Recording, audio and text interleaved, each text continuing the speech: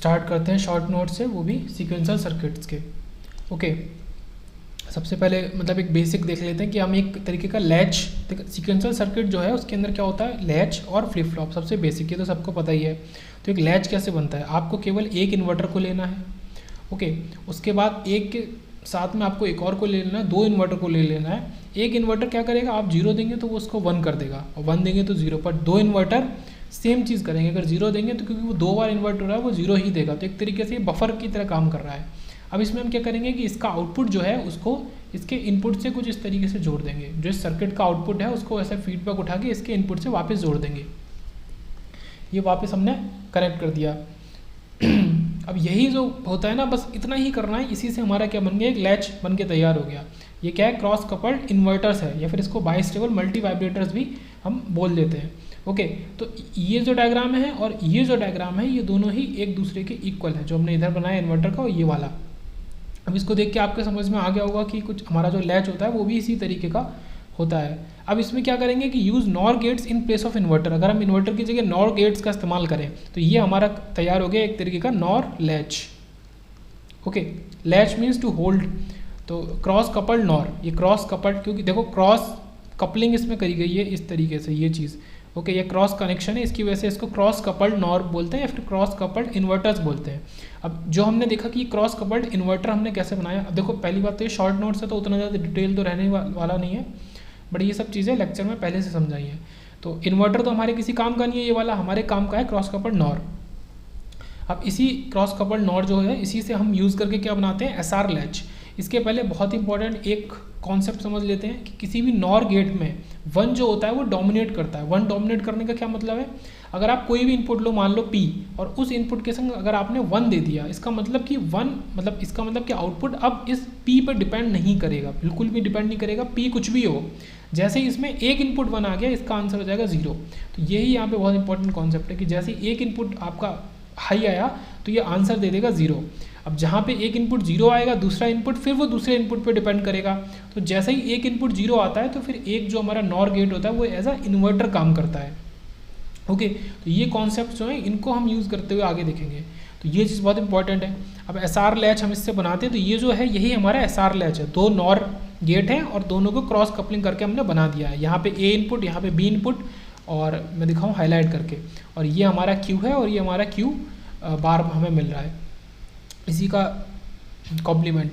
अब SR latch में क्या होता है कि इसमें ए और बी हमने यहाँ तो लिखे हैं, बट हम क्या करते हैं कि बी जो है वो हमारा एस के इक्वल होता है पहली बात तो, और ए जो होता है वो हमारा आर के इक्वल होता है। मतलब क्या होता है इसका सीधा कि हम ऊपर आर दे रहे हैं और नीचे एस दे रहे हैं, इस तरीके से देखा जाए, पर इसको हम एसआर लैच बोलते हैं। तो ये थोड़ा सा यहाँ पे ध्यान रखने वाली बात है कि ए और बी क्या होता है। ए हम ऊपर लेते हैं, देखो ए और बी ऐसा कुछ नहीं है कि वो फिक्स है, आप बदल सकते हो, ए को आप कुछ भी लिख सकते हो। यहाँ ए और बी कहने का मतलब कि जो चीज़ क्यू से जुड़ी है, जो ए इनपुट है वो हमारे जिस गेट का इनपुट है उस गेट से डायरेक्टली क्यू जुड़ा है तो वो ए है। तो क्यू से हमारा आर जुड़ा होता है और क्यू बार से हमारा एस जुड़ा होता है, ये याद रखेंगे। ओके, तो बी हमारा एस है, ये इस तरीके से एस आर देखेंगे। तो अब यहाँ पे देखो, जहाँ पे वन आया, ये वन आया यहाँ पे आर में, तो इसने क्यू को क्यू प्लस को सीधे से जीरो बना दिया। तो यही वाली चीज़ यहाँ पे यूज़ हो रही है जो हमने इधर सीखी थी कि वन डोमिनेट्स। जैसे ही वन आया तो इसने इसको जीरो बना दिया। अब यहाँ पे क्योंकि ये किस में गया था, एस में गया है वन। एस क्या है, नीचे वाला गेट। जैसे नीचे वाले गेट में वन गया तो क्यू बार हमारा जीरो हो गया, इसका मतलब कि क्यू हो जाएगा वन। ओके, ये समझो, एस में वन गया, सीधे से एस में वन गया तो क्यू बार हो गया जीरो, और जैसे क्यू बार जीरो हो गया तो इसका मतलब क्यू क्या हो गया, वन।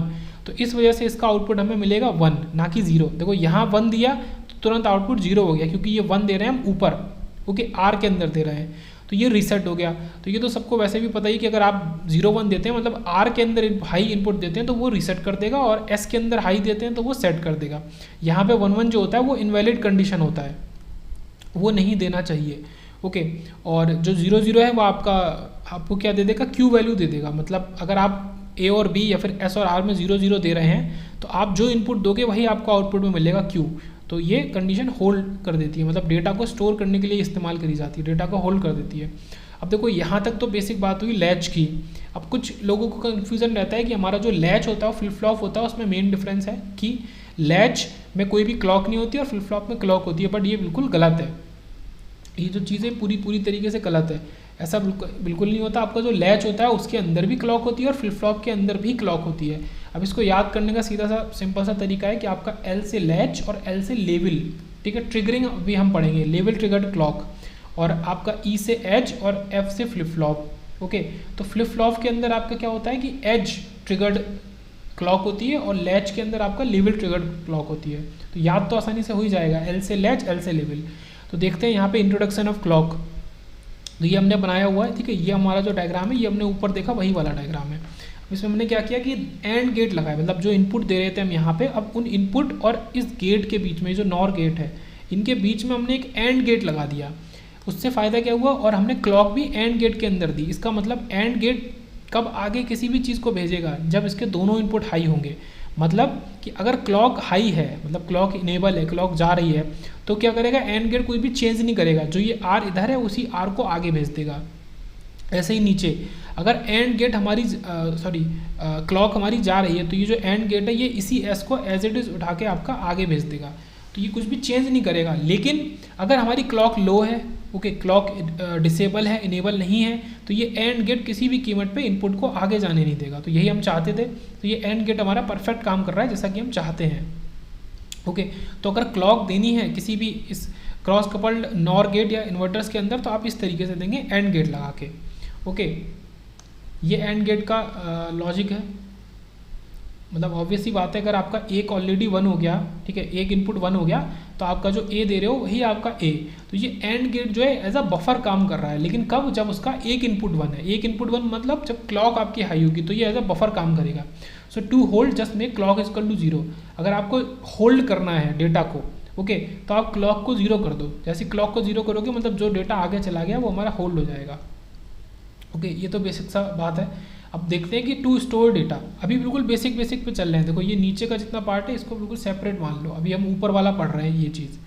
तो अब कह रहा है कि टू स्टोर डेटा, अगर आपको डेटा को स्टोर करना है, तो अगर मान लो 1 को स्टोर करना है, इसका सीधा से क्या तरीका है कि 1 को 0 को किसी को भी स्टोर करना है, पहले आप उस वैल्यू को आपको आउटपुट में भेजना है और उसके बाद होल्ड करा देना है। ये जो होल्ड होता है ये 0-0, ठीक है, 0-0 कंडीशन एसआर फ्लिप फ्लॉप या लैच के अंदर होल्ड बाय डिफ़ॉल्ट आपका जो भी आउटपुट होता है उसको वहीं पे एग्जैक्ट सेव करा देता है उसी जगह पे।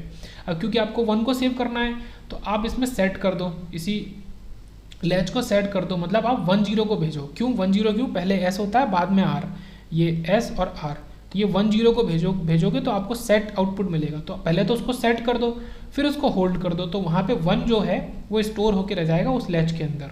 सिमिलरली अगर आपको 0 को करना है, तो 0 को मतलब पहले रीसेट करो, 0-1 को भेजो। ओके, 0-1 को करोगे, रीसेट करोगे, तो आउटपुट में आपका 0 चला जाएगा। फिर उसको 0-0 कर दो तो वो उस वैल्यू को होल्ड कर देगा। तो इस तरीके से बड़े आसानी से हम वैल्यू को स्टोर करा सकते हैं किसी भी लैच के अंदर। ये तरीका है स्टोर कराने का।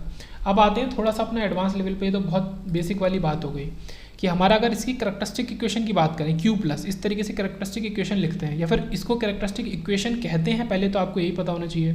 तो S plus are bar Q, ठीक है, R पे बार इस तरीके से, तो ये हमारी कैरेक्टरिस्टिक इक्वेशन होती है SR लैच की। उसके बाद आता है डी लैच की बात करें तो S इक्वल टू डी, मतलब यहाँ पे क्या करते हैं कि जो हमारा सर्किट होता है, S की जगह तो उसमें मान लो D भेज दिया। जैसे अगर S और R इस तरीके से ले रहे हैं, S को ऊपर ले रहे हैं, R को नीचे, तो S की जगह D भेज दिया और यहाँ इसका इन्वर्टेड वैल्यू भेज दी, ठीक है, इन्वर्टर लगा के भेज दिया नीचे। तो R के अंदर D बार भेजा, S के अंदर D भेजा, मतलब ये D है, ये D है इस बॉक्स में, ऊपर S है नीचे R है, तो ऊपर जो है उसमें D भेज दिया, नीचे उसका इन्वर्टर लगा के इनपुट को भेज दिया। तो इस तरीके से हमारा डी लैच बनता है। Okay, this is inverter of D. तो डी और क्यू की अगर बात करें स्टेट टेबल की, इसको स्टेट टेबल बोलते हैं। तो आपका डी क्यू, और ये आपका स्टेट बताता है, नेक्स्ट स्टेट, ठीक है, क्यू प्रेजेंट स्टेट, ये नेक्स्ट स्टेट। अगर ये क्या कह रहा है कि आप 0-0 भेजोगे, ठीक है, वैसे तो इनपुट ये है, केवल डी है, तो डी जब 0 होगा इसका मतलब कि आपका ये क्या हो जाना चाहिए, रीसेट हो जाना चाहिए। तो क्योंकि ये इसको रीसेट कर रहा है, तो यहाँ पे ये हमारा ये गलती से 1 लिखा है, 0-0 कर देगा। ओके, और इसी तरीके से नीचे आपका ये सेट कर देगा, तो 1, मतलब क्या है कि जब डी हाई होगा तो आपको सेट कर देना है, और जब डी 0 है तो आपको इसको रीसेट बना देना है। ऐसा क्यों है, क्योंकि डी एस के इक्वल है। अगर डी 1 है मतलब एस 1 है, एस 1 है तो ये सेट कर देगा, और डी जो है वो आर बार के इक्वल है, या बोले तो आर डी बार के इक्वल है। ओके, तो जब यहाँ पे देखो इस वाले केस में, पहले मैं थोड़ा सा स्पेस बना लूँ, ये नीचे वाले केस में डी 0 है तो डी बार क्या हो जाएगा 1, और डी बार 1 हो जाएगा मतलब आर 1 हो जाएगा, और आर 1 हो जाएगा तो यहाँ पे आपको रीसेट कर देना है। तो इस तरीके से है। तो टेबल को इतना ध्यान से नहीं याद करना है, याद करना है कैरेक्टरिस्टिक इक्वेशन को, ये इस्तेमाल होगी। तो D equal to Q plus, okay, या बोले तो कि Q plus equal to D. तो डी फ्लिप फ्लॉप या फिर डी लैच आपका इकलौता इस तरीके का लैच है कि आपका जो इनपुट होता है वही उसका आउटपुट होता है, ओके। तो अब कुछ ट्रिगरिंग की बात कर लेते हैं। लेवल ट्रिगरिंग क्या होता है और आपका एज ट्रिगरिंग क्या होता है, ओके। लेवल और एज में थोड़ा सा डिफरेंट समझ लेते हैं पहले। इस तरीके से मान लो कि ये आपका क्लॉक है, ओके। तो ये जो इसका हिस्सा है पूरा ये वाला, ये इसका क्या है, लेवल है। ये लेवल है हाई लेवल और ये लो लेवल, ये जो येलो से मैंने बनाया है। अब इसी क्लॉक में मैं क्या करूं कि ये मैंने बना दिया, इसको इससे बनाते हैं। ये जो एज है, ये वाली जो एज है, ओके, ये जो बोलेंगे कि जो हमारा हॉरिजॉन्टल रोज होती हैं, तो ये जो रो वाला पार्ट है उसके जैसे येलो वाला, ये आपका लेवल है, और ये ब्लू वाला जो है ये आपका एज है। तो ये जो ऊपर जाता है क्लॉक तो ये पॉजिटिव एज होता है, और जब ये नीचे आता है तो ये नेगेटिव एज होता है, कुछ इस तरीके से। ये नेगेटिव एज है और ये वाला पॉजिटिव एज है, ओके। तो ये इस तरीके से यहाँ पे है। तो जो लेवल ट्रिगरिंग होती है इसका मतलब कि जब आपका इस तरीके से ये अप ऊपर गया तो इसी मूवमेंट पे, ठीक है, जैसे ये आपका सॉरी लेवल ट्रिगरिंग की बात कर रहे हैं ना, तो ये पूरी की पूरी लेवल के लिए आपका आउटपुट होता है, ठीक है। जब लेवल एंड हो जाए तब क्लॉक का आउटपुट होल्ड होगा। तो यहाँ पे क्या है कि जब लेवल एंड हो रहा है इस मोमेंट पे, ये इस जगह पे, ठीक है, लेवल ये पूरा एंड हो रहा है, तब आपका क्लॉक उसको मतलब इस क्लॉक का इनपुट माना जाएगा। मतलब क्या है कि इस मोमेंट पे आपका जो आउटपुट में चेंज आएगा, ठीक है। आपने इनपुट तो भेज दिया, पर आपका इनपुट कोई भी फर्क नहीं पड़ेगा जब तक लेवल एंड ना हो जाए। तो ये लेवल के लिए हो गया, ठीक है, ये इंपॉर्टेंट समझने वाली बात थी। तो ये लेवल के लिए हो गया। एज ट्रिगरिंग में क्या कह रहा है कि जब एज एंड हो जाए तब आउटपुट होल्ड हो जाएगा। जब यहाँ पे एज, ठीक है, एंड होगी तब आउटपुट होल्ड होगा। पर यहाँ पे फ़ायदा क्या है, यहाँ पे फ़ायदा ये है कि edge is for only for a movement. Edge जो होती है वो केवल एक मूवमेंट के लिए होती है, ठीक है। ये आप देख सकते हैं, ये एज है ऊपर जाती हुई, ये नीचे आती हुई एज है, ये ऊपर जाती हुई एज है ये वाली, और फिर ये नीचे आती हुई एज है। मान लो कि मुझे आउटपुट को अपने चेंज कराना है, ये अपर, ठीक है, एज है, ये लो वाली है, ठीक है, इस तरीके से हाई लो। तो जब मान लो कि ये हाई या पॉजिटिव एज ट्रिगरिंग है, high means positive edge triggering है, मतलब कि आपका जो आउटपुट में चेंज आएगा वो बस तुरंत स्टार्ट में आ जाएगा, मतलब कि देखो ये समझो कि ये जो पूरा लेवल वाला हिस्सा है या जो पूरी क्लॉक है जितने टाइम के लिए हाई है, आपको आउटपुट उतने टाइम के लिए हाई मिलेगा।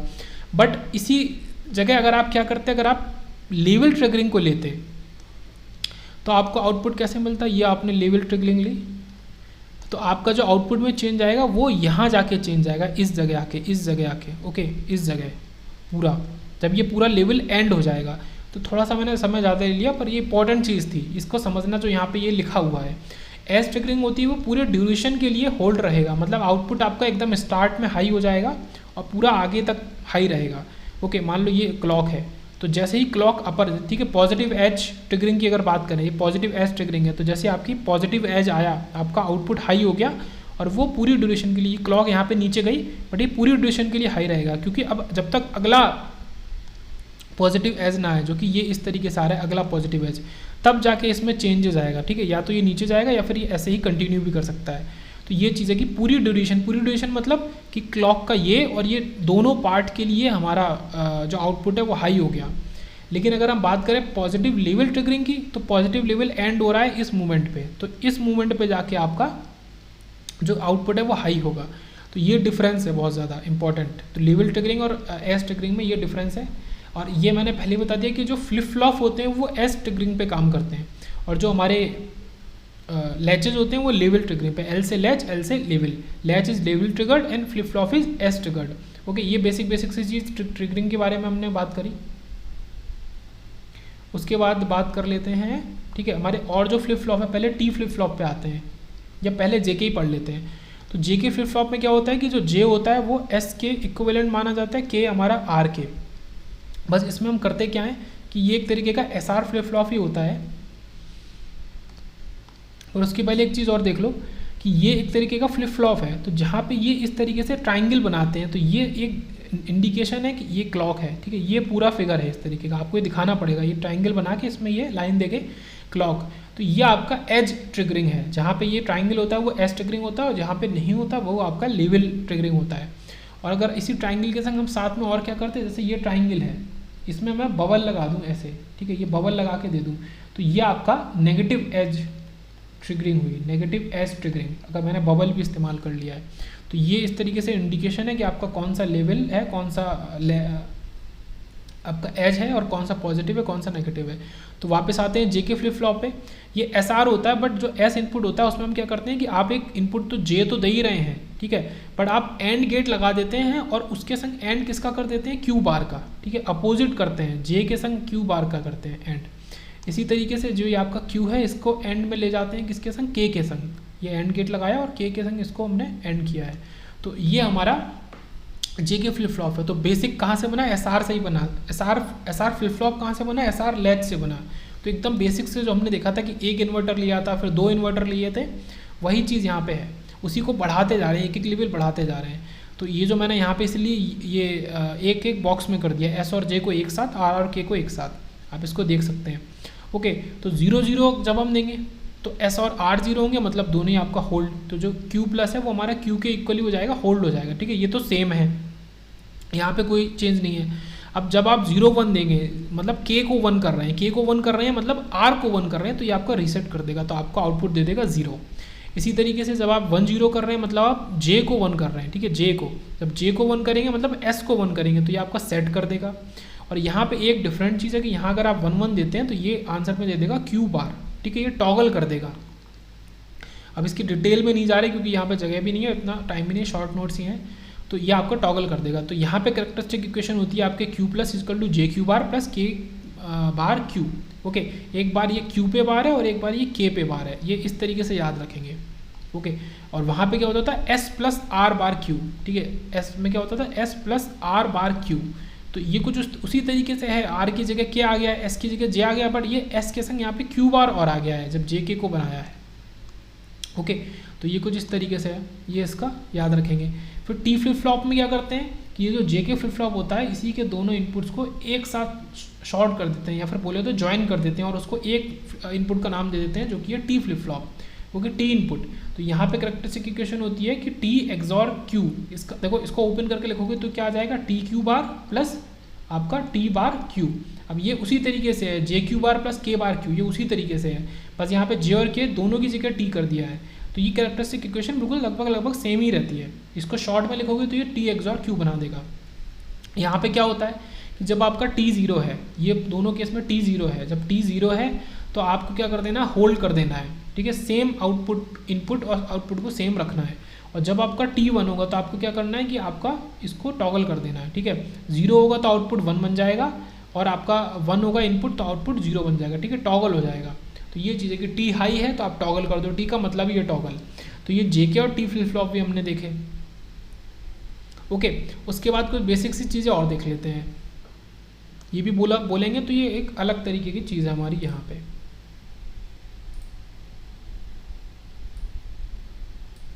ओके, स्टेट डायग्राम्स के बारे में थोड़ा बेसिक देख लेते हैं। आपका एक स्टेट डायग्राम कैसे होता है, तो हमने जो टेबल बनाई थी वही आपका स्टेट टेबल था, वो स्टेट टेबल था, ये आपका स्टेट टेबल है, और स्टेट डायग्राम उसी की मदद से बनेगा। तो देखते हैं, जैसे कि हमारा यहाँ पे डी का बनाया, डी इस टेबल में जो होता है वो आपका इनपुट होता है, क्यू जो होता है वो आपका प्रेजेंट स्टेट होता है, याद रखेंगे, और जो आपका नेक्स्ट स्टेट होगा उसको क्यू प्लस या फिर क्यू n+1 से भी शो कर सकते हैं, ओके, या क्यू प्लस भी सिंपल लिख सकते हैं इस तरीके से। तो ये आपका हो गया। अब डी फ्लिप फ्लॉप में आपको पता है कि input is equal to output, तो जो ये इनपुट 0 0 है वही आपका आउटपुट दे दो, ठीक है। आप इससे मत देखो कि आपका प्रेजेंट स्टेट क्या है, उससे मतलब नहीं है। अब 1 1 होगा तो आउटपुट में भी हो जाएगा। अब ये जो दोनों हैं, ये आपको दिख ही रहा है कि ये प्रेजेंट और नेक्स्ट, ये दोनों स्टेट्स हैं। तो ये आपका इनपुट है पहला वाला कॉलम, और बाकी के 2 कॉलम आपका स्टेट्स हैं। अब स्टेट डायग्राम बनाना बड़ा आसान चीज़ है। आप क्या बनाओ, पहले तो प्रेजेंट स्टेट बनाओ। प्रेजेंट स्टेट को कैसे बना के दिखाते हैं, ये बॉक्सेस के अंदर, जैसे ये क्यू इजकल टू 0 बनाया मैंने, ये क्यू इजकल टू 0, तो ये आपका एक स्टेट है। इसी तरीके से क्यू इजकल टू 1 ये आपका दूसरा स्टेट है, ओके, क्यू इजकल टू 0 और क्यू इजकल टू 1 आपका अलग अलग स्टेट हो गए।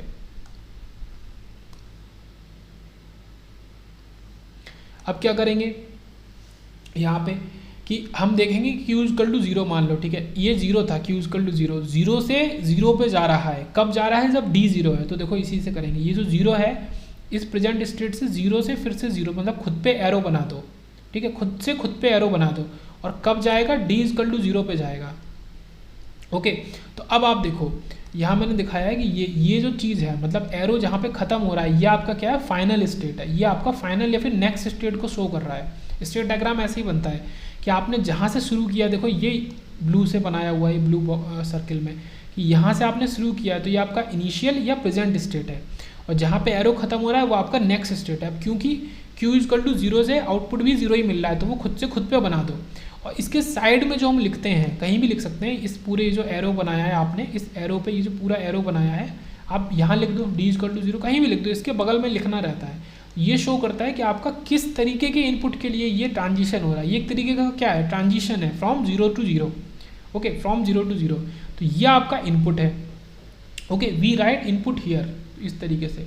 अब एक चीज़ और देखो, अब देखो कि ये जो 1 है, ये प्रेजेंट स्टेट है, ये आपका 0 पे जा रहा है, कब, ये फिर से जब डी 0 है। तो देखो ये आपका क्यू इजकल टू 1 है, इससे अब ये जाएगा क्यू इजकल टू 0 पे, ये मैंने बनाया एरो।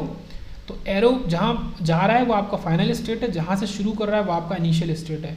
तो क्यू इजकल टू 1 से क्यू इजकल टू 0 पे जा रहा है, किसके लिए जा रहा है, डी इजकल टू 0 के लिए जा रहा है। तो इसके साथ में ये लिखना ज़रूरी है, ये इनपुट है। एक और देखो एग्जाम्पल कि आपका जैसे ये 0 है, ओके, 0 से 1 पे जाएगा, 0 से 1 पे जाएगा, किसके लिए, जब डी हमारा 1 होगा। तो देखो ये क्यू इजकल टू 0 से जाएगा क्यू इजकल टू 1, ये इनिशियल स्टेट थी, ये फाइनल स्टेट है, और इसी के संग में मैंने लिख दिया कि डी इजकल टू 1, मतलब यहाँ पे हम इनपुट लिखेंगे कि डी इजकल टू 1 के लिए क्यू 0 से 1 में ट्रांजिशन को शो कर रहा है, तो 0 से 1 बन जा रहा है। तो ये स्टेट टेबल है, और इसके बगल में मैंने एक सिंपल सा स्टेट डायग्राम आपको बना के दिखाया।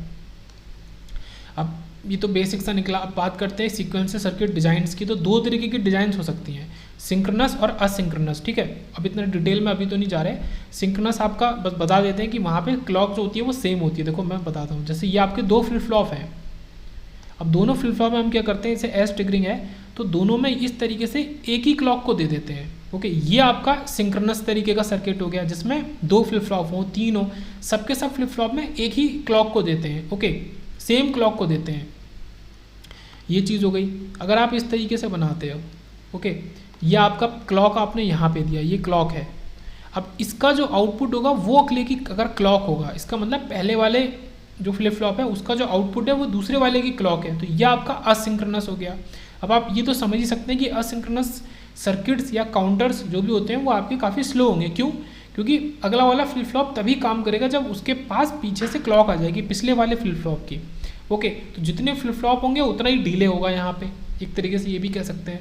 तो हमारे सिंक्रोनस टाइप के जो सर्किट्स होते हैं वो बेटर होते हैं, उसमें सेम क्लॉक होती है। तो ये भी मैंने समझा दिया।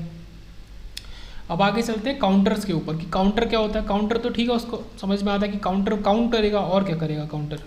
तो questions to find mod number, counter के अंदर क्या होता है, इस तरीके के क्वेश्चंस आते हैं कि आपको मॉड नंबर निकालना है। मॉड नंबर क्या होता है एग्जैक्टली कि आप कितनी काउंटिंग कर सकते हैं, उसको आप उसका मॉड नंबर कहते हैं, उस तरीके के सर्किट का, कि आप कितनी काउंटिंग कर सकते हैं। तो ये दो तरीके से हो सकता है, दो तरीके से पूछा जा सकता है कि इफ़ इनिशियल स्टेट गिवन, ठीक है, या तो आपको इनिशियल स्टेट दे दी जाएगी, जैसे कि आपको दे दिया गया कि आप 0 0 0 से शुरू करते हुए काउंटिंग करो और इसका निकालो कि इस पर्टिकुलर सर्किट का मॉड नंबर कितना है, या तो आपको नहीं दी जाएगी, ठीक है, ये दो केस हो सकते हैं, तो आप खुद से ले लोगे, ठीक है, तो 0 0 0 लेके सॉल्व कर लो। अब लॉकआउट की प्रॉब्लम होती है। लॉकआउट की प्रॉब्लम क्या होती है कि आपने काउंटर बनाया, जैसे 0 0 से वो गया 0 1 पे, 0 1 से वो गया 1 1 पे, और फिर वो 0 0 पे चला गया। ओके, और एक स्टेट बची, 2 फ्लिप फ्लॉप या 2 बिट में एक स्टेट बची, वो बची 1 0, कि अगर वो 1 0 पे गलती से चला गया आपका काउंटर, तो वो फिर से 1 0 से वापस 1 0 पे आ रहा है। ओके, ये स्टेट डायग्राम की तरह ही है जैसा मैंने ऊपर बना के दिखाया था, क्यू इक्वल टू 0 से जा रहा है क्यू इक्वल टू 1, ठीक है, इस तरीके से ये चीज़, ये लगभग वही चीज़ है। तो इसको हम बोलते हैं लॉकआउट, कि आपका वो एक ऐसी स्टेट में चला गया जहाँ से वापस आपका जो मेन लूप है उसमें वो नहीं आएगा। तो ये क्या हो गया, कंडीशन फॉर लॉकआउट। तो कंडीशन फॉर लॉकआउट अच्छा नहीं है, होना नहीं चाहिए। ओके, तो अगर लॉकआउट है तो क्या करो कि लॉकआउट में भी दो तरीके हैं, अगर लॉकआउट नहीं है तो कोई प्रॉब्लम ही नहीं है। ओके, अगर लॉकआउट है तो वहाँ पे दो चीज़ें हो सकती हैं कि आपका जो काउंटर है वो सेल्फ स्टार्टिंग भी हो सकता है और नहीं भी हो सकता है, ये यहाँ पे समझने वाली बात है।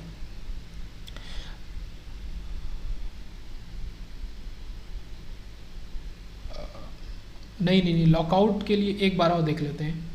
लॉकआउट के लिए ये बोला जा रहा है कि अगर आपका लॉकआउट नहीं है तो वो काउंटर ऑब्वियसली बात है सेल्फ स्टार्टिंग होगा। अब सेल्फ स्टार्टिंग का क्या मतलब है कि आपका जैसे 0 है, 0 से 0 1 पे गया, 0 1 से 1 0 पे गया, फिर से ये 1 1 पे गया और फिर 1 0 पे गया, मतलब ये 4, इसका मॉड नंबर क्या है 4, मॉड 4 काउंटर 4 स्टेट्स को काउंट करेगा ये।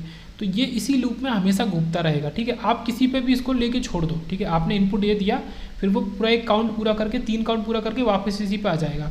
तो इस तरीके को बोलते हैं सेल्फ स्टार्टिंग काउंटर, जो खुद से शुरू हो सकता है, आप उसको कहीं भी ले जाके छोड़ दो, वो खुद से शुरू होगा और वो लूप में चलता रहेगा, तो इसको बोलते हैं सेल्फ स्टार्टिंग काउंटर। ओके, तो अगर आपका कोई भी लॉकआउट नहीं है तो ऑब्वियस सी बात है वहाँ पे तो कोई प्रॉब्लम ही नहीं है, वो सेल्फ स्टार्टिंग काउंटर ही होगा। ओके, लेकिन अगर लॉकआउट है तो अब वो आपका सेल्फ स्टार्टिंग काउंटर नहीं होगा, आपको ये याद रखना है, ठीक है, फिर then not self starting counter. अब यहाँ पे एक बात आती है कि अनयूज स्टेट, ठीक है, कैन बी बोथ, आपका सेल्फ स्टार्टिंग काउंटर भी बना सकती है और नॉट सेल्फ स्टार्टिंग काउंटर भी बना सकती है। अनयूज स्टेट का मतलब कि इसी में से अगर मैं 1 1 को हटा दूँ, ठीक है, ये सीधे से इस पे जा रहा है, मतलब कि 1 1 जो है वो एक ऐसा स्टेट है कि जो कि मेन आपके जो काउंटिंग वाला लूप है उसमें हिस्सा नहीं ले रहा है, तो ये एक अनयूज स्टेट है, ये आपका यूज़ में नहीं आ पा रहा, तो इसको अनयूज स्टेट बोलेंगे। अब कभी कभी क्या होता है, इसको मैं बता देता हूँ, समझा देता हूँ कि ये जो चीज़ मैंने बोली कि अनयूज स्टेट दोनों हो सकता है, वो सेल्फ स्टार्टिंग भी हो सकता है और वो सेल्फ स्टार्टिंग नहीं भी हो सकता है। कभी कभी मान लो कि 1 1 आपका अनयूज स्टेट है, पर 1 1 पे अगर आप गलती से भी इनपुट को भेज दिए तो वो आपका 0 0 कर देगा, ठीक है। अलग अलग तरीके के काउंटर होते हैं, ये भी सर्किट, इस तरीके का सर्किट हम बना सकते हैं कि 1 1 पे भेज दें तो वो 0 0 पे भेज देगा। तो ये क्या शो कर रहा है कि अगर गलती से ये 1 1 पे गया, यहाँ पे कोई लॉकआउट नहीं है, तो वो जो आपका आउटपुट है उसको 0 0 पे भेज देगा, वो 0 0 पे जैसे जाएगा तो फिर से वापस 0 1 1 0 फिर से 0 0। एक तो ये हो गया आपका कि यहाँ पे अनयूज स्टेट तो है, ये आपका यूज़ में नहीं आ रहा 1 1, बट ये फिर भी आपके आउटपुट को वापस से लूप में भेज दे रहा है। पर एक स्टेट क्या होता है कि अगर 1 1 पे आपने भेजा और ये इस तरीके से वापस इसी पे आ गया, तो यहाँ पे लॉकआउट बन गया, और जैसे ही लॉकआउट बन गया तो ऑब्वियस ही बात है कि वो आपका सेल्फ स्टार्टिंग काउंटर नहीं होगा। तो आपका अनयूज स्टेट दोनों तरीके के काउंटर को बना सकती हैं, सेल्फ स्टार्टिंग को और नॉट सेल्फ स्टार्टिंग को। ओके, अब यहाँ पे बात करते हैं कि एक जो टर्म है एक्साइटेशन और रिस्पॉन्स, ठीक है, ये तो हमने कंट्रोल सिस्टम में डिटेल में देखा ही है। तो रिस्पॉन्स का मतलब होता है आउटपुट और एक्साइटेशन का मतलब होता है इनपुट। ओके, तो आपका एक्साइटेशन टेबल जो हम कहते हैं, ठीक है, इसके अंदर सीक्वेंसर सर्किट के अंदर या पर्टिकुलर DLD के अंदर सुना ही होगा आप लोगों ने, तो वो हमारा इनपुट का टेबल हो गया, क्योंकि एक्साइटेशन मतलब इनपुट। तो वो कुछ इस तरीके से बनाते हैं कि आपका जो टेबल का आउटपुट वाला साइड होता है वो आपका फ्लिप फ्लॉप का इनपुट होता है, वो आपको निकाल के लाना होता है, इसलिए इसको इनपुट टेबल या एक्साइटेशन टेबल बोलते हैं। और यहाँ पे क्या होगा आपका Q और Q प्लस। अब देखो डी फ्लिप फ्लॉप की एक्साइटेशन टेबल बना के दिखाइए, जो कि वैसे भी काफ़ी ईजी होती है। यहाँ पे आप 4 इनपुट ले लो, 0 0 0 1 1 0 1 1। आपको पता है कि जो आपका Q प्लस होगा वही सेम आपका D होगा, तो आप एज इट इज़ कॉपी कर दो, ठीक है, 0 0 1 1 0 0 1 1 इस तरीके से एज इट इज़। ये तो आप तुरंत बना सकते हैं, पर बाकी आपको देखना पड़ेगा। अगर किसी और की एक्साइटेशन टेबल बनानी हो तो जैसे यहाँ पे इनपुट मान लो डाल दिया कि S और R, तो आपको देखना पड़ेगा कि Q से Q प्लस कैसा बन रहा है, ठीक है। जैसे ये 0 से 0 पे जा रहा है, ये 0 से 1 पे जा रहा है, ये 1 से 0 पे जा रहा है, ये 1 से 1 पे जा रहा है, तो वहाँ पे क्या चीज़ हमें ज़रूरी होगी, ओके, किस तरीके का ट्रांजिशन हो रहा है, तो वो देख के फिर हमें S और R का इनपुट लिखना पड़ेगा। You can write values of input directly from the state diagram, या फिर आप स्टेट डायग्राम से भी डायरेक्टली लिख सकते हैं, जैसे कि ऊपर मैंने ये बनाया था, आप यहाँ से भी देख सकते हैं। जैसे कि ये Q=1 है, ओके, ये Q=1 है, Q=1 से Q=0 पे जा रहा है, किसके लिए जा रहा है, D=0 के लिए। तो अगर आपका देखो ये Q=1 है और ये फाइनल कहाँ जा रहा है, 0 पे, तो ये कब जाएगा, जब D आपका 0 होगा। तो आप ये जो इनपुट है D का, आप यहाँ से भी लिख सकते हो। ओके, अब एक एग्जाम्पल ले लेते हैं छोटा सा फ्लिप फ्लॉप कन्वर्जन का, जो काफ़ी इंपॉर्टेंट टॉपिक है। इससे क्वेश्चंस आते हैं कि फ्लिप फ्लॉप का कन्वर्जन कैसे करना है। मान लो आपको दिया है कि T बनाना है D से, D फ्लिप फ्लॉप का इस्तेमाल करते हुए आपको T फ्लिप फ्लॉप बनाना है। ओके, तो यहाँ पे क्या करना होता है कि सिंपल सा आपने डी फ्लिप फ्लॉप बनाया, आपने कुछ डिफरेंट डिफरेंट गेट्स लगा दिए इसके इनपुट में। ओके, ये जो पूरा बॉक्स है, इस बॉक्स के अंदर क्या है मुझे नहीं पता, पर मुझे ये पता है कि ये जो बॉक्स है ये मुझे टी फ्लिप फ्लॉप का काम करके दे रहा है। ये जो बॉक्स है ये टी फ्लिप फ्लॉप का काम करके दे रहा है। ये मैं क्लॉक डाल रहा हूँ यहाँ से, और इसके अंदर क्या है वो मुझे नहीं पता। तो ये जो ब्लॉक है यही टी फ्लिप फ्लॉप है। तो ये जो गेट लगेंगे ये आपको निकाल के लाने होते हैं। कभी भी किसी फ्लिप फ्लॉप से दूसरा फ्लिप फ्लॉप बनाना होता है तो उसके अंदर जो गेट लग रहे होते हैं, यहाँ पे जैसे डी फ्लिप फ्लॉप है इसके इनपुट में वो गेट आपको पता करके लाने होते हैं बस। तो यहाँ पे सिंपल सा तरीका क्या है कि जो आपकी रिक्वायरमेंट है उसको आप पहले वाली साइड में लिखो। ठीक है, ये मैंने लिखा टी, जो आपकी रिक्वायरमेंट है यहाँ उल्टा है, जो आपको चाहिए उसको आपको इनपुट में लिखना है। ओके, तो आपको दो टेबल अलग अलग जो होती है उनको कंबाइन करना। तो ये स्टेट टेबल हुई। स्टेट टेबल का क्या मतलब होता है कि आपका आउटपुट जो होता है क्यू प्लस, ये आपका आउटपुट वाली साइड में होता है। ठीक है, बाद वाली साइड में। तो एक आपकी स्टेट टेबल। अब क्या करो, आप इसी टेबल को एक्सपेंड करते हुए इसी में आप एक्साइटेशन टेबल लिखो। एक्साइटेशन टेबल में क्या होता है कि आपका क्यू और क्यू प्लस आपके इनपुट होते हैं, और आपका जो आउटपुट होता है वो आपको उस टेबल का मतलब ये इनपुट है 0 0 1 1 0 1 ये आपको देंगे। ठीक है, डी देंगे।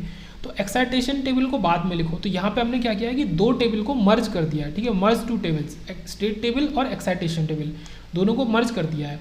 अब यहाँ पे क्या होता है कि हमें डी निकाल के लाना होता है। क्यों? क्योंकि डी के इनपुट चाहिए। तो हम बहुत आसान है, कोई दिक्कत नहीं है। जैसे डी है तो डी जहाँ जहाँ हाई हो रहा है उन वैल्यूज़ के लिए ये वैल्यूज़ ले लो, ये वैल्यूज़। ठीक है, ये दोनों वैल्यूज़ उसका आप के मैप बना दो, और उस के मैप को सॉल्व करके आप आंसर ले आओ। अब यहाँ पे याद ये रखना है कि ये जो मैंने बनाया ये गलत है, ये जो बॉक्स बनाया था। ओके, आपको जब लेना है के मैप तो आपको इन इनपुट्स को लेना ओनली, टी और क्यू को, क्यू प्लस को एज आ इनपुट नहीं लेना है डी का। ओके, ये याद रखेंगे।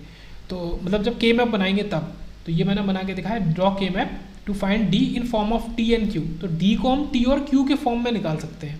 ओके, टी और क्यू के, और जैसे टी एक्सॉर क्यू आया, इसका मतलब जब आप इसका बनाएंगे ये गेट, तो यहाँ पे आप क्या करो, एक्सॉर गेट बनाओ। इस गेट की जगह एक्सॉर गेट बनाओ, उसमें एक इनपुट टी डालो और एक क्यू को उठा के उसमें इनपुट डाल दो। तो ये जो पूरा बॉक्स तब काम करेगा वो आपका as a T flip flop काम करेगा, जबकि आपने बेस क्या लिया है डी फ्लिप फ्लॉप को। तो इसको पॉज करके देख सकते हैं। बाकी मैंने डिटेल में बता ही दिया है कि जो रिक्वायरमेंट है वो आपको इनिशियल वाली साइड लिखनी होती है। जो आपको चाहिए उसका स्टेट टेबल लिखो, और जो आपको दिया हुआ है उसका एक्साइटेशन टेबल लिखो। ओके, दोनों को मर्ज करके लिखो। अब बात कर लेते हैं थोड़ा सा नैंड लैच के बारे में। नॉर लैच तो हमने पढ़ाई है, जो हमारा बेसिक होता है वो नॉर लैच ही होता है। बेसिक मतलब मोस्टली यूज्ड। ओके, तो नैंड लैच में क्या होता है कि जो नॉर गेट होते हैं उसकी जगह यहाँ पे हम उनको रिप्लेस कर देते हैं नैंड गेट से। बट यहाँ पे एक चीज़ और करते हैं, जो इनपुट होते हैं वो ए बार और बी बार हो जाता है। ओके, इनपुट में बार आ जाता है। अब देखो नैंड का क्या कॉन्सेप्ट होता है, यहाँ पे 0 डोमिनेट करता है, जैसे वहाँ 1 डोमिनेट करता था। ओके, जैसे यहाँ पे 0 मतलब अगर आपका एक भी इनपुट 0 हुआ, अब दूसरा इनपुट क्या है फ़र्क नहीं पड़ता, तो आपका आउटपुट तुरंत उसका अपोजिट 1 हो जाएगा। ओके, अगर एक भी इनपुट 0 हो गया, 0 आ गया इनपुट में, तो आपका आंसर 1 हो जाएगा, सिंपल सा। अगर आपका 1 है, मतलब क्योंकि ये तो 0 डोमिनेट वाली चीज़ है, यहाँ पे 0 डोमिनेट करता है, तो 1 है, तो वो 1 का कोई मतलब नहीं है। आपका जो इनपुट P है आप उस इनपुट का बार बना दो। ठीक है, एज अ इन्वर्टर काम करेगा, जैसा हमारा नॉर लैच या नॉर गेट भी काम करता था। ओके, तो इट या फिर NAND latch will hold when both inputs are 1 1। जैसे वो वहाँ पे हमारा नॉर लैच जो होता था वो कब होल्ड करता था किसी भी चीज़ को, जब 0 0 इनपुट होते थे। ये उसका अपोजिट काम करेगा। ये कब होल्ड करेगा, जब आपका 1 1 इनपुट होगा तब ये होल्ड करेगा। ओके, तो ये यहाँ पे इंपॉर्टेंट बात हो गई। अब इसको और कैसे बना सकते हैं कि अगर आपको नैंड लैच बनाना है, इसका मतलब हम क्या कर रहे हैं कि यहाँ पे S बार और R बार इनपुट दे रहे हैं, S और R की जगह। इसका मतलब कि इस जो हमने नैंड बनाया है इसको अगर सही से बनाना है या फिर इसको इक्विवेलेंट दिखाना है कि ये आपका क्या है नॉर लैच, तो आपको क्या करना पड़ेगा, दोनों इनपुट S और R को देके उसके आगे इन्वर्टर लगाना पड़ेगा। तो ये S बार और R बार हो जाएगा, तब ये दोनों इक्वल हो जाएंगे। मतलब इस कंडीशन के लिए आपका नॉर लैच और आपका नैंड लैच एक दूसरे के लिए इक्वल है। ओके, इस कंडीशन के लिए तो हमें केवल नॉट गेट चाहिए। अब बात कर लेते हैं मास्टर स्लेव का, छोटा सा इंट्रोडक्शन। ठीक है, तो यहाँ पे क्या होता है कि जो आउटपुट होता है मास्टर का, ये जो मास्टर पहले मास्टर है और फिर स्लेव है, तो आउटपुट जो होता है मास्टर का वो स्लेव का इनपुट होता है। आपको ये याद रखना है। ओके, जैसे इसका जो S है उसमें क्या जा रहा है, इसका Q जा रहा है, और इसका Q बार जा रहा है इसके R में। ओके, तो इसका क्या मतलब है, एक यहाँ पे एक और कंक्लूजन बहुत इंपॉर्टेंट निकल के आता है कि ये जो R है, ये जो ऊपर S है, देखो इसमें Q जा रहा है और इसमें Q का बार जा रहा है, मतलब जो ऊपर जा रहा है उसी का अपोजिट चीज़ नीचे जा रही है। तो ये जो S में जा रहा है उसी का बार, मतलब S बार R के अंदर जाएगा। तो ये क्या होता है, जो प्रॉब्लम होती है कंटिन्यूस टॉगलिंग की, it avoids the problem of continuous toggling, उसको ये दूर कर देता है। ओके, इसको डिटेल में मैंने लिखा है, केवल इंपॉर्टेंट पॉइंट लिख दिया थ्योरेटिकल कि जो कंटिन्यूस टॉगलिंग की प्रॉब्लम होती है जेके फ्लिप फ्लॉप के अंदर, उसको ये रिमूव कर देता है जब आप दो फ्लिप फ्लॉप या फिर दो जेके फ्लिप फ्लॉप को as a master slave use करते हैं। ठीक है, और ये अपने आप में लेवल ट्रिगर्ड होंगे, बट ये जो पूरा सर्किट होगा, मैं कहना चाह रहा हूँ कि इन दोनों को आप लेवल ट्रिगर्ड लो, मतलब मैं कह रहा हूँ कि आप लो, बट ये जो पूरा सर्किट होगा ये अपने आप में एक एज ट्रिगर्ड सर्किट की तरह काम करेगा। तो ये काफ़ी खूबसूरत बात है। उसके आगे बात करते हैं असिंक्रोनस काउंटर की। असिंक्रोनस मैंने बता दिया कि एक का जो आउटपुट होगा वो दूसरे का इनपुट में क्लॉक होगा। ठीक है, तो एक्सटर्नल क्लॉक इज अप्लाइड। ठीक है, यहाँ पे देखो एक ही क्लॉक अप्लाई करते हैं। जैसे मान लो ये आपके 3 फ्लिप फ्लॉप है। ओके, मैं यहाँ पे शो करता हूँ, इसका आउटपुट इसकी क्लॉक, इसका आउटपुट इसकी क्लॉक, और पहली क्लॉक आप जहाँ पे देते हो वो आप याद रखो कि वो आपका LSB होता है। तो काफ़ी इंपॉर्टेंट पॉइंट है कि जहाँ पे आप पहली क्लॉक देते हो वो आपका LSB होता है। इनको रिपल काउंटर भी कहते हैं, works one after the another. जैसे आपका रिपल एडर होता है कॉम्बिनेशनल सर्किट में, तो इसको उसी तरीके से है कि आपका जो अगला वाला कब काम करेगा, जब पिछला वाला आपका आउटपुट दे देगा तब आपका अगला वाला फ्लिप फ्लॉप काम करेगा। तो works one after the other, जब पहला वाला काम कर देगा तब बाद वाला काम करेगा, इसलिए इसको रिपल काउंटर भी कहते हैं, असिंक्रोनस काउंटर्स को। ओके, यहाँ पे क्या होता है कि अगर बार या बबल होगा आपका क्लॉक में, हमेशा याद रखना कि जो क्लॉक दे रहे हैं उसमें अगर बार या बबल होगा, मतलब ये नेगेटिव ट्रिगरिंग होगा क्लॉक में, तो ये आपका एक अप काउंटर की तरह काम करेगा। मतलब ये एक बस शॉर्टकट है पहचानने के लिए कि अगर आपका बार या बबल होगा तो ये एक अप काउंटर की तरह काम करेगा। यहाँ पे सारे के सारे फ्लिप फ्लॉप जो होते हैं असिंक्रोनस के अंदर वो टॉगल मोड में काम करते हैं। एक ये पॉइंट याद रखना है, ये इंपॉर्टेंट पॉइंट है कि FMSB फ्रीक्वेंसी ऑफ MSB जो होगी वो आपकी frequency of clock upon mod number के इक्वल होगी। मान लो मॉड नंबर 3 है, फ्रीक्वेंसी ऑफ क्लॉक आपका है 1 गीगाहर्ट्ज़ या मान लो 3 गीगाहर्ट्ज़, तो फ्रीक्वेंसी ऑफ MSB जो होगी वो 3/3 मतलब आपका वो हो जाएगी 1 गीगाहर्ट्ज़। ओके, तो डिवाइड बाई मॉड नंबर हो जाएगी फ्रीक्वेंसी ऑफ MSB। ये भी काफ़ी इंपॉर्टेंट पॉइंट है। आगे चलते हैं।